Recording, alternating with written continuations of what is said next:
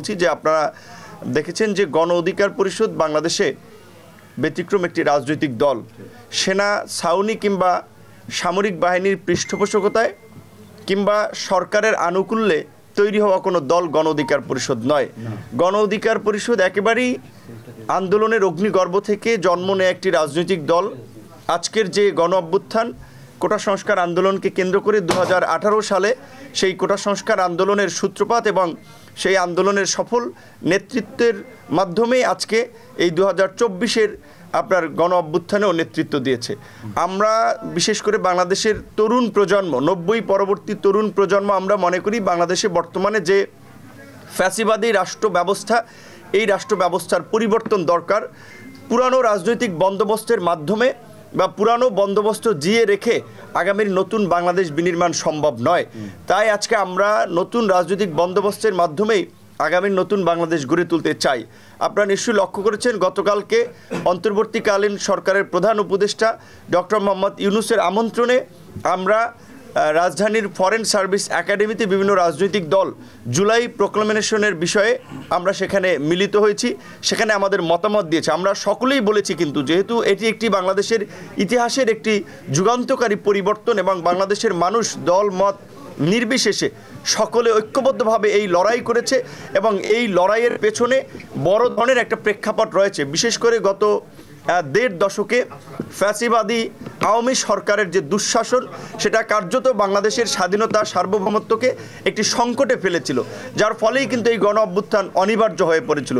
এই গণ অভ্যুত্থানের আইনি, রাজনৈতিক, সাংবিধানিক সকল প্রকারের বৈধতা দানের জন্যই একটি ঘোষণাপত্র প্রয়োজন। গতকালকে সকল রাজনৈতিক দলের নেতৃবৃন্দ তাদের মতামত দিয়েছে।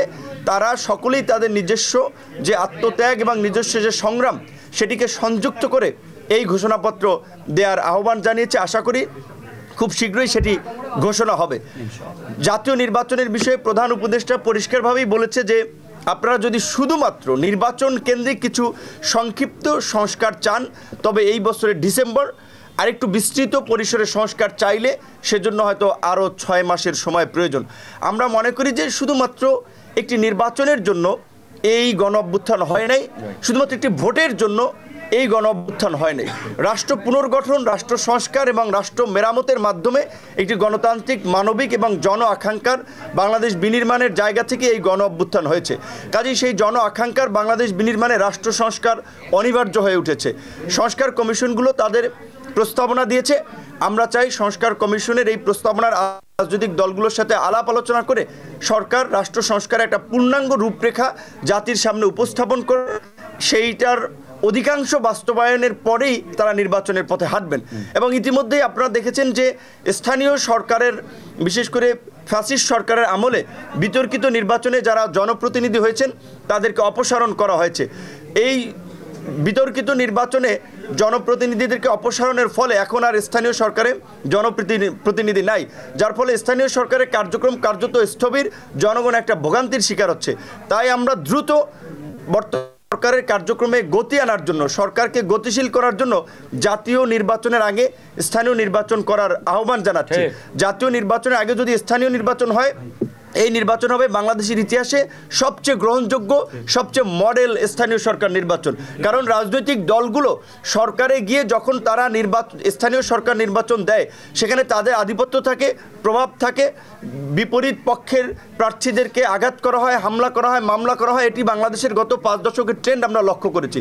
যেহেতু বলেছে জাতীয় নির্বাচনের আগে স্থানীয় নির্বাচনের পরামর্শ তারা দিয়েছে, আমরাও সরকারের প্রতি আহ্বান জানাবো যে অন্তত যদি এই জাতীয় নির্বাচন আগামী আপনার বছরের জুন জুলাইয়ে হয়, অন্তত এই আপনার মার্চ এপ্রিলের মধ্যে যেন স্থানীয় নির্বাচনের বিষয়ে সরকার একটা সিদ্ধান্তে পৌঁছায়, তাহলে সরকারের কার্যক্রমে গতি আসবে। আপনাদের সকলকে ধন্যবাদ জানাচ্ছি।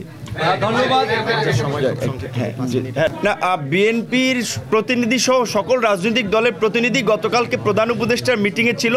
এমন কোনো বক্তব্য কিন্তু কেউ দেয় নাই যে এই প্রোক্লামেশনের দরকার নেই কিংবা এটি রাজনৈতিক সম্প্রীতি বিনষ্ট করবে। বরঞ্চ সবাই বলেছে যে গত 1.5 দশকে সকলের আন্দোলন সংগ্রাম ত্যাগকে ধারণ করেই যেন আপনার এই ঘোষণাপত্রটি তৈরি করা হয়। তো সেই ক্ষেত্রে সবাই কিন্তু একমত হয়েছে। সংবিধান সংস্কারের প্রশ্নে যেই বিষয়টি বারবার আসছে যে সংসদ ছাড়া সংবিধান আপনার সংশোধন করা উচিত হবে না। এই সরকারের যে জনসমর্থন সেটি বাংলাদেশের সৃষ্টির পর থেকে সবচেয়ে একটা বৃহৎ জনসমর্থন, যেটা রাজনৈতিক দলের বাইরেও বিভিন্ন নাগরিক সমাজ, সাধারণ মানুষ কিন্তু সরকারকে সমর্থন দিয়েছে। একটা গণ অভ্যুত্থানের পরে পৃথিবীর বিভিন্ন দেশে সংবিধান পরিবর্তন হয়, পূর্বের সংবিধান কার্যত স্থগিত করা হয়। তো সেই জায়গা থেকে যদি ঘোষণাপত্র দেওয়া হয় তাহলে আমার মনে হয় অনেক কিছুই স্পষ্ট হয়ে উঠবে, এবং আমার মনে হয় এই ঘোষণাপত্র এবং রাষ্ট্র সংস্কার নতুন বাংলাদেশ বিনির্মাণে আমাদের মধ্যে যে জুলাই গণ অভ্যুত্থানকে কেন্দ্র করে জাতীয় ঐক্য এবং সংহতি প্রতিষ্ঠিত হয়েছে সেটি কোনোভাবেই ফাটল কিংবা বিভাজনের রূপ দেওয়া যাবে না। সেজন্য সবাইকে বাক্য চয়নে, শব্দ চয়নে, কার্যক্রমে সতর্ক থাকতে হবে এবং জনগণের পালস বুঝেও কাজ করতে হবে। আমরা দেখি যে কিছু কিছু নেতাকর্মী, কিছু কিছু রাজনৈতিক দলের নেতাকর্মীদের আচরণ কিন্তু আওয়ামী ফ্যাসিবাদীদের মতোই হয়ে উঠছে।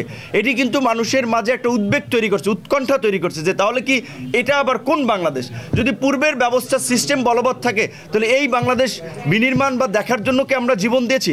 কাজেই রাজনৈতিক দলের দায়িত্ব এবং দায়িত্ববোধ রয়েছে জনগণের প্রতি সহনশীল থেকে নাগরিকদের প্রতি সম্মান দেখিয়ে তাদের রাজনৈতিক কর্মকাণ্ড পরিচালনা করা। কোনো দলের বাড়াবাড়ি, হানাহানি, মারামারি, দখলদারি, চাঁদাবাজি এগুলো যদি চলে সেই দল কিন্তু জনগণের দ্বারা প্রত্যাখ্যাত হবে। আমরা সকলকে এই বিষয়ে সতর্ক থাকার আহ্বান জানাবো। ভাই সরি 2 মিনিট আছে, আমরা একটু নামাজ একটু প্লিজ 2 মিনিট আছে।